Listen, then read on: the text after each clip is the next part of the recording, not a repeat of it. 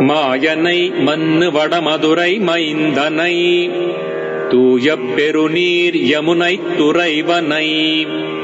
ஆயர்குலத்தினில் தோன்றும் அணி விளக்கை தாயை குடல் விளக்கம் செய்த தாமோதரனை தூயோமாய் வந்து நாம் தூமலர் தூவித் தொழுது வாயினால் பாடி மனத்தினால் சிந்திக்க போய பிழையும் புகுதருவான் நின்றனவும் தீயினில் தூசாகும் செப்பேலோர் எம்பாவாய்.